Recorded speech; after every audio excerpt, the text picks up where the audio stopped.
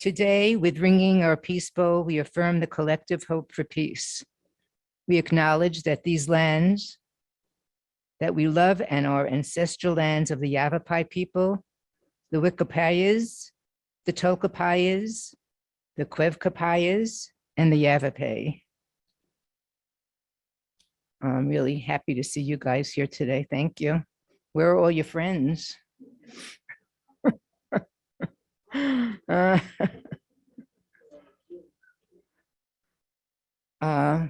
Good morning and welcome to Granite Peak Unitarian Universalist Congregation in Prescott, Arizona.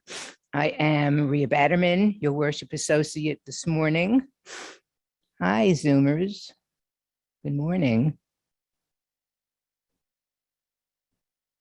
Hi, they're waving. We extend a warm welcome to all. Really glad that some of you showed up. It's going to be a great service today.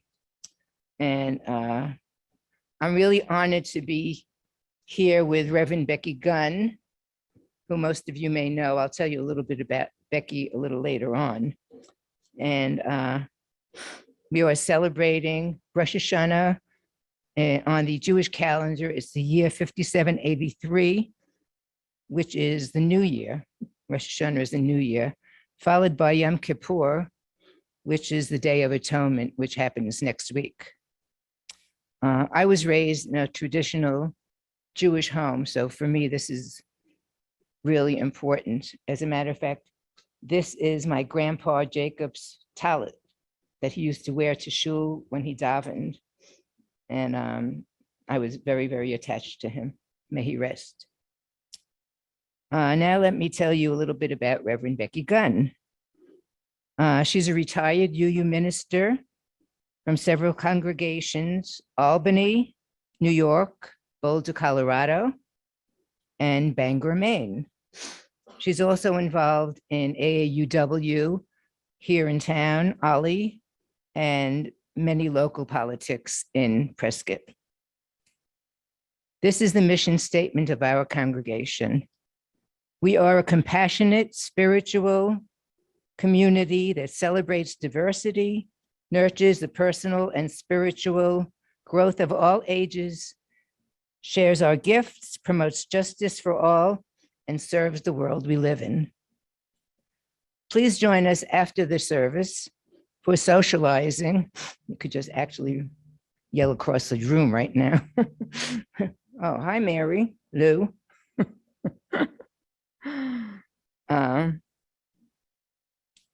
If you are on Zoom, you could hop into your chat rooms after the service, which would be really nice. And the breakout rooms. If you are joining us for the first time, please check out our website, prescottuu.org, for more information. If you were here in person, if anybody's here in person that's new, we welcome you after to introduce yourself if that interests you. And there will be goodies in Davis Hall across the way, so you have to stay for that. We thank all the volunteers today. I think they're listed, but I'll say it in person. Mary Lou Prince, our choral director. Lena Ubin, is that right? Hubin, oh, I always do that. Hubin, Lena Hubin, our pianist. And we have Deirdre Schwartz on tech today and all our morning volunteers. Thank you very much. Please take a moment to put your phones on worship mode. In addition to the announcements on the screen. Oh, that's my grandpa, by the way. Oops, that's my grandpa, Jacob. Blessing Achali. That was at my wedding. So I thought it would be fun for you to see I'm really Jewish. I know, you couldn't tell, right? I know, it's shocking. Okay, where am I? Okay, so in addition to the announcements on the screen before and after the service, you can read about everything in the order of service, our weekly peak newsletter, or the website, and during the week on Reverend Patty's videos. Sandra Palacios, is that right? Palacios, pardon me, Palacios is our faith development coordinator, and she is teaching ages 5 and older across the street at the Faith Development Building.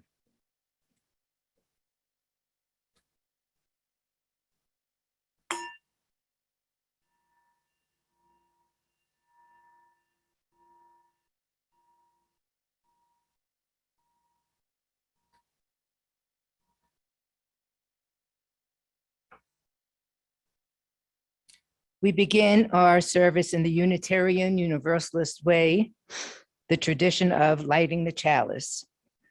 Chalice lighted this morning is my friend, Frank Beeson. I usually call him Frankie, but.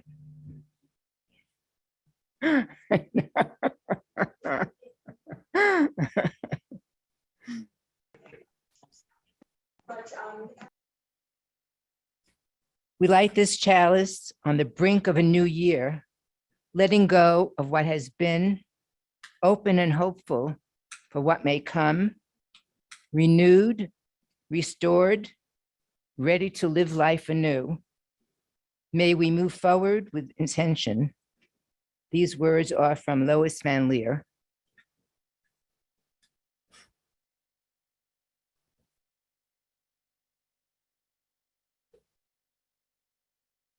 Thank you, Frank. And now, please meet Reverend Becky Gunn.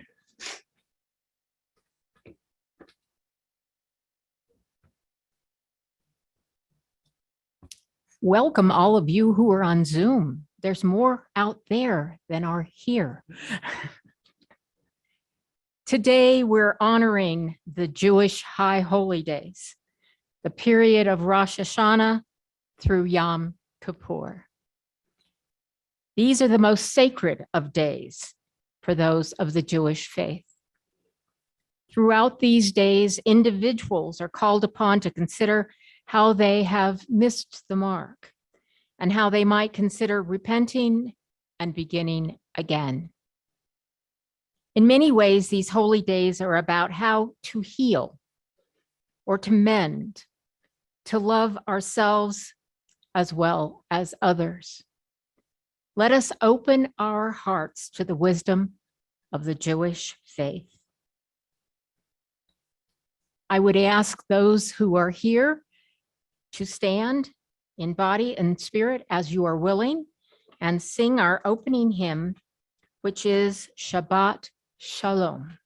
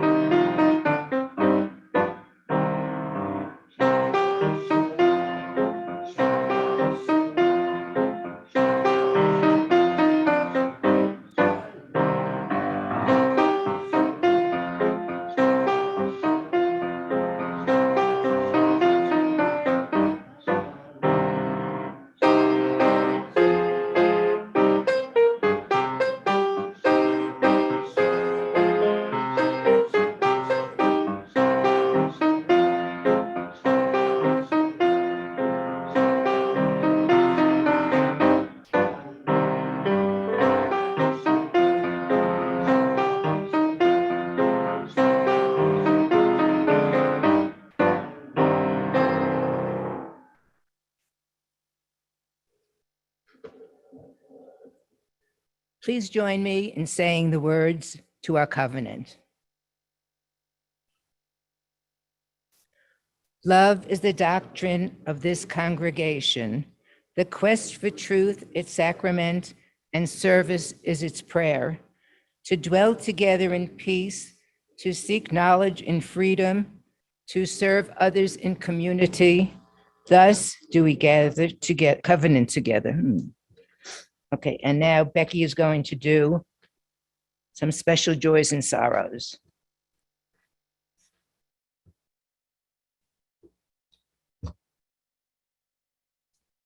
We join together in these moments of silence to reflect upon our joys and concerns by symbolically placing pebbles in our communal waters.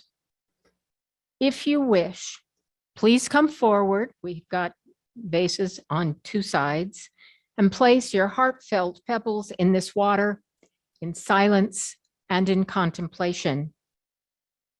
Please come forward as you wish.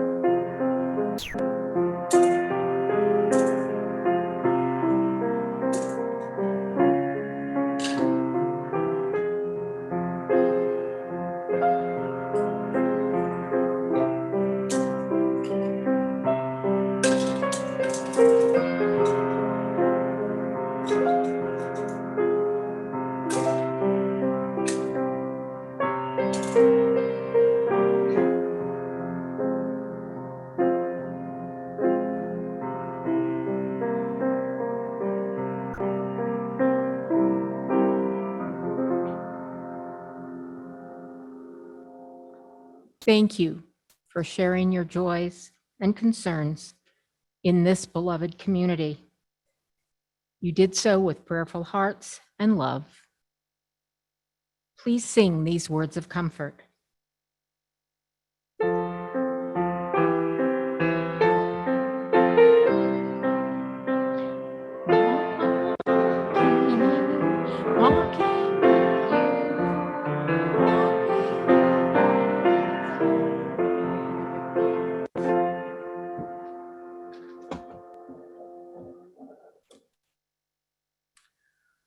As we prepare to take the offering this morning, let us embrace the feeling of connection and community that we have when we are here together each week. Let us remember that this congregation and its programs are supported by your generosity. We also give back to the greater community through our Seeds of Support program. This month's recipient is Empty Bowls. And as many of you know, and I'm sure many of you do know, last Sunday we had our great big gathering of empty bowls down at the square.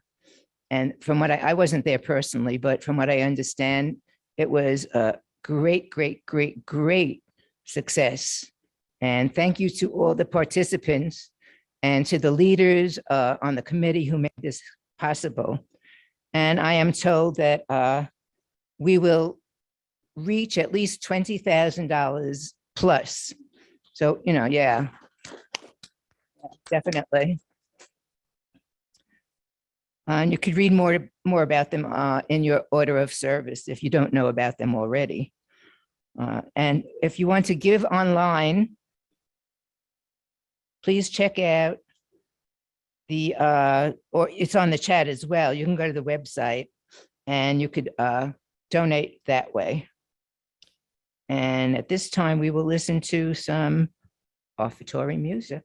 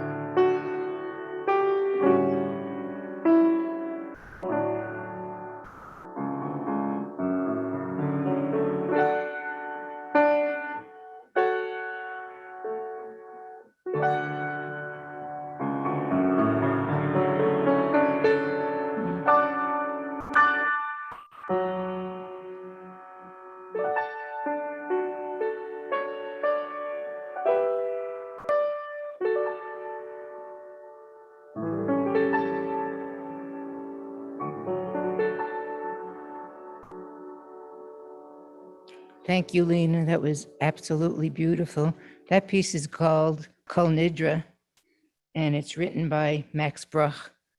So it is just gorgeous. Thank you. We acknowledge the generosity and the spirit expressed through this offering. What is given in love is received in gratitude. Blessed be. And now, once again, please listen to Becky with some readings.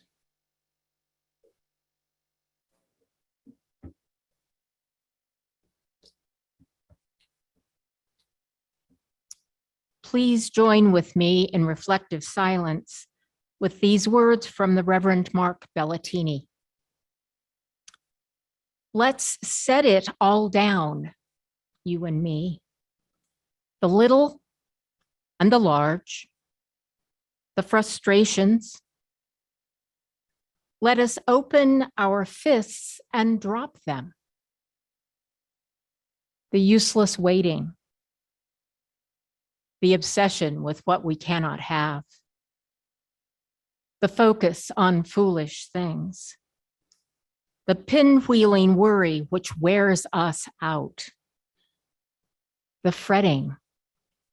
Let's throw them down. The comparison of ourselves with others, the competition, as if domination was the best name we could give to the holy, the cynical assumptions, the unspoken shelved anger. Let us toss them. The inarticulate suspicions, the self-doubt, the preemptive self-pity, the numbing bouts. Let us sink them all like stones in the pool of this gift of silence. Let us drop them like hot rocks into the cool silence. And when they are gone, let us lay back gently and float on the calm surface of the silence. Let us be supported in this still cradle of the world, newborn, ready for anything.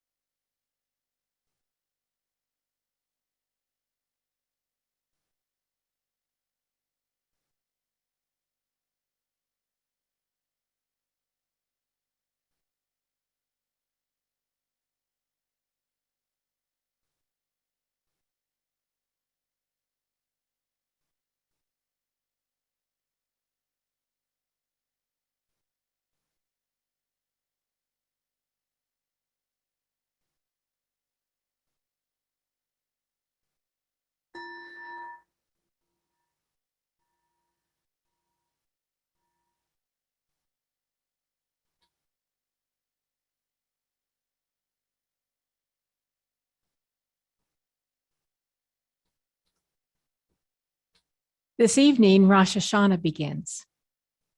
It's the first day of the year in the Jewish calendar. It is a time of reckoning for those in the Jewish community. It is a time when each is asked to consider their sins, how they have fallen short of what is expected of them. There is a call to reflection and repentance and a period lasting 10 days. It's also a forward-looking time, for at the end of the 10 days, if one has admitted learning from missing the mark, then your slate may be wiped clean of faults, and you may begin again. That is Yom Kippur, the Day of Atonement. For God has chosen to leave you as clean as when you were born. It's a new start. Think about this concept. It's rather appealing. It gives one a chance each and every year to sincerely consider what you have done, how you have missed applying the best of yourself in whatever relationships or tasks you have. It allows you to assess your behavior, consider the consequences, and then admit those mistakes. Forgive yourself and forgive those who have missed their mark. And you can begin again with a clean slate. It reframes God in a most positive way as a forgiving, loving, caring being who just wants to give you as many chances as you have years to live. There's no need for someone else to die for your sins.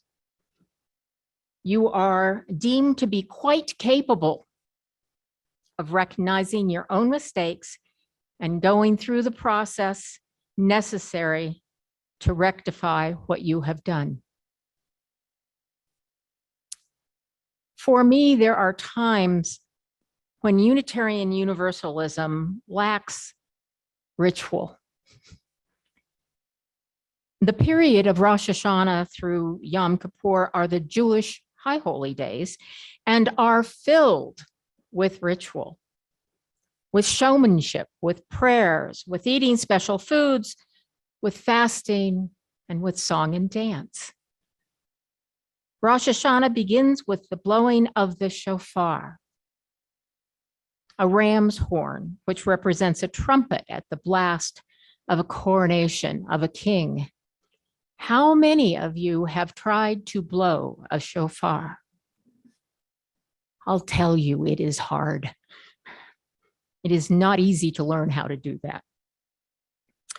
Rosh Hashanah also celebrates the first man and first woman and their role in creation. And the tale of the binding of Isaac also is told purportedly to show how loyalty to God will merit the same loyalty from God to us. In the ceremony, often apples are dipped in honey to symbolize the desire for a sweet year, as well as blessings such as, may you be inscribed in the book of life and sealed for a good year.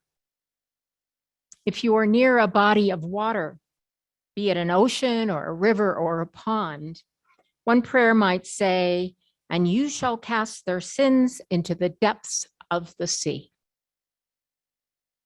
On that holiest of days, Yom Kippur, where it is said you are as close to God as humanly possible, it is a day of celebration because you have been written in the book of life. This is done after a 26-hour period of abstinence. One may not eat any food or drink anything. You may not wash your body or anoint your body. You may not wear leather shoes, and you may not have sexual relations during that 26 hours. It's not meant to be easy, but one 26-hour period of abstinence a year isn't really all that onerous. Just prior to this day of fasting, one receives a piece of honey cake, acknowledging the prospect of a sweet year. And a large and festive meal is prepared and eaten, and one does acts of charity and good deeds. The children are blessed through the lighting of memorial candles, And as one begins the fast, one attends the Kol Nidre service. In all, 5 prayer services are held for Yom Kippur, the last of which is the Nila service, during which one sings and dances. It ends as the high holy days begin with the blowing of the shofar, and then off to the feast that ends the fast. That is a lot of ritual, and for many of us, it might feel overwhelming. Yet for many, it is serious, yet joyous and hopeful. So, for we, you use, what does it all mean? What significance does it have for us? I've just given you some facts, but how does this have any value? How does it relate to us? We live in a guilt-ridden culture. The fact is that for most of us, we don't really reflect all that deeply regarding how we have missed the mark. We often just feel guilty. By the way, in the Jewish scriptures, the word that we in English translate as sin in Hebrew would be translated as missing the mark, as a bowman might miss the mark on the target. It is not condemning, it is instructive. Culturally, the closest time we come to perhaps assessing our lives is our calendar year, January 1st, New Year's. Resolutions are made. Most often, we don't do anything deep or reflective as we arrive at these resolutions, which most often, sadly, we don't keep. It's not a process conducive to change. The example of the high holy days reminds us that a reflection is essential in helping us develop a new forward-looking perspective about our lives. It's not just an instant message kind of thing. It actually might require more than a soundbite. In our goal-driven society, we either achieve or fail. It is black or white, failure or success. Our culture so denigrates failure. We tend to take that failure on. And in taking that failure on, we often abuse ourselves. I know I do. I beat myself up quite regularly. And sometimes we haven't even failed or missed the mark, yet we still abuse ourselves. We may have been less than our best selves, but the point is that we take this on and then we let it fester and it stays with us. It nags at us. It can ruin our joy. It can rip at our souls, our hearts, and our minds. My sense is that we have no process, no ritual where we can say, I forgive myself and let me learn what I can. Let me put it to bed, move on to more joy, more possibility. Might we forgive ourselves for our shortcomings, for being less than perfect, and progress toward being our best and happiest selves? Might we consider the process of reflection and then wiping that slate clean as the celebrants of the high holy days do? Might there be some wisdom in their methodology, even if we do not agree with their theology? We must consider how we can forgive ourselves. But first, let's look at some of the benefits and problems associated with self-forgiveness. The benefit of forgiving oneself is that it will take away the barriers that prevent us from becoming whole. If you have done something to someone else and are aware that it was detrimental, and you hold on to that action and dwell on it, it can become a burden that begins taking hold of you, limiting you, coloring your interactions with everyone. If you begin to think that you are an awful person because you did such and such, you may lose hope. You may begin to act out from that negativity. You may feel worthless and become depressed, or you may have a box where you put these insecurities and go into denial. If you do not forgive yourself and begin again in love with yourself, you will live near a precipice of dark nights. Forgiving oneself brings light. It brings healing. It brings hope. It is a gift, a true gift to yourself. So how? There are many processes, but the most simple is to take a look, to reflect at what you think you need to forgive. Assess it. Consider whether you even need to forgive, or just recognize that it wasn't your fault. Determine what impact it has had on others, and consider if it needs to be repaired, and then act to repair it. Or if it's not repairable, you might just consider a sincere apology. Consider how you might act differently and then act differently.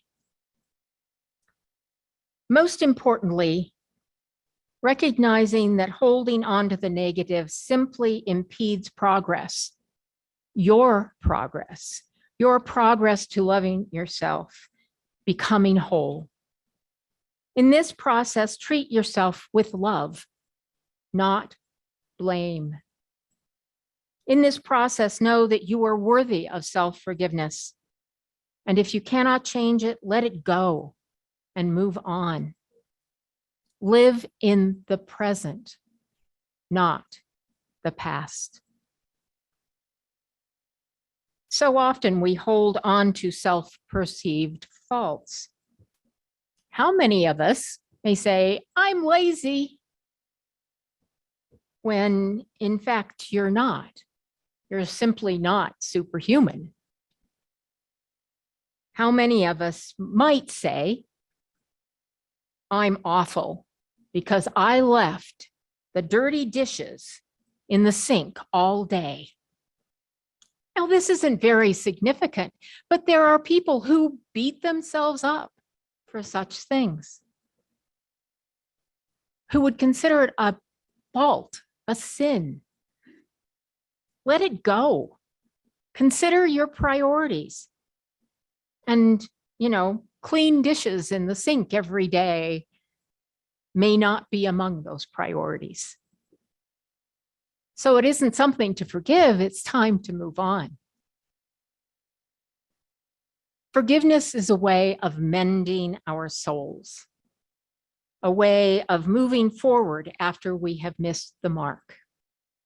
Now, I know that there are those of you who may not agree about the concept of soul, but that part of you which can become injured when one beats oneself up needs mending, needs forgiving, needs moving on. I'll end reciting a poem entitled Mending, by Nancy Schaefer, a woman with whom I went to Star King. Sadly, Nancy passed away in 2012 of a brain tumor, way, way too early. But she has given a gift to us with these words. How shall we mend you, sweet soul? What shall we use? And how is it in the first place you've come to be torn? Come, sit. Come tell me. We will find a way to mend you. I would offer you so much, sweet soul. This banana sliced in rounds of the palest yellow atop hot cereal, or these raisins scattered through it if you'd rather. Would offer cellos in the background singing melodies Vivaldi heard and wrote for us to keep. Would hold out to you everything colored blue or lavender or light green. All of this I would offer you, sweet soul. All of it, or any piece of it, might mend you. I would offer you, sweet soul, this chair by the window, this sunlight on the floor, and the cat asleep on it. I would offer you my silence, my presence, all this love I have. How shall I mend you, sweet soul? With these, I think, gently, we can begin. We will mend you with a rocking chair, some raisins, a cat, a field of lavender beginning now to bloom. We will mend you with songs remembered entirely the first time they're ever heard. We will mend you with pieces of your own sweet self, sweet soul, with what you've taught from the very beginning. Nancy reminds us that forgiveness requires the question of how to mend, what to mend, how the tear in your soul happened. We need to listen to ourselves, hold ourselves, feed ourselves in many ways, rock ourselves knowing we can heal, we can forgive, we can mend, whatever it takes, be it raisins or cats in the sunshine. Whatever it takes, allow yourself to love yourself. We need to do that. We can and will mend. And then we can move to our joy and become the light. During the high holy days, consider taking the time to reflect on your life, the marks you have missed, rectify or let go. Forgive yourself and others, and move forward into the new year or new day with a clean slate. So be it. Our closing hymn is Hin'e Matav. I'm not good at Hebrew, sorry. For those of you present in the sanctuary, please feel free to stand in body or spirit as you wish.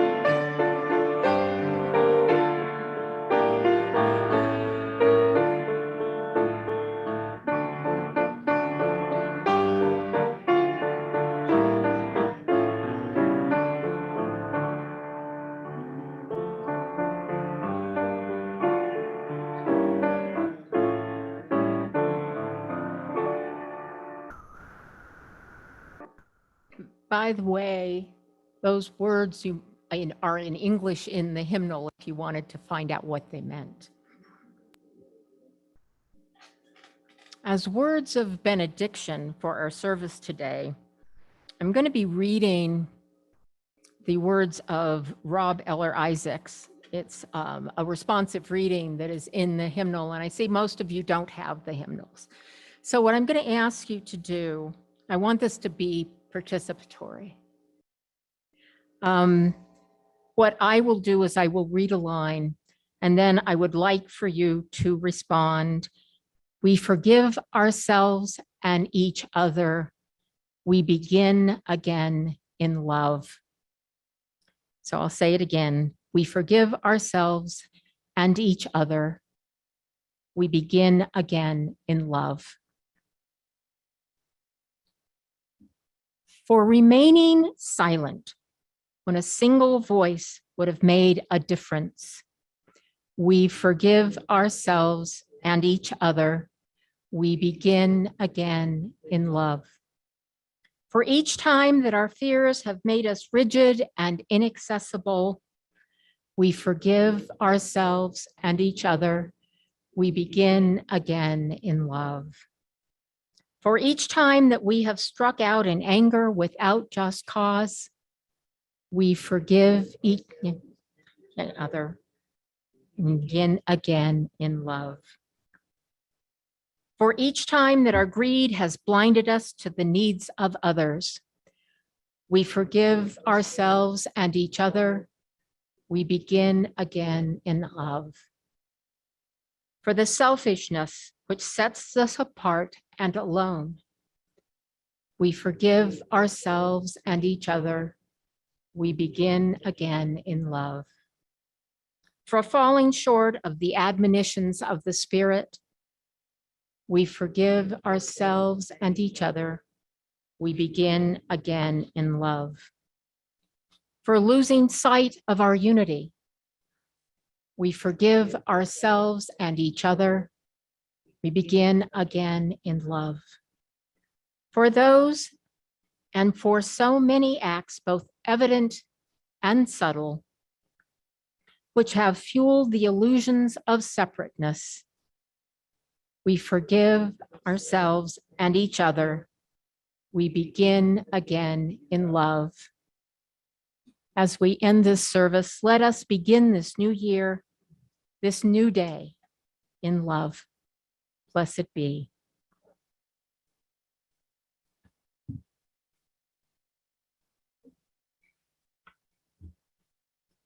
Thank you, Becky. That was awesome.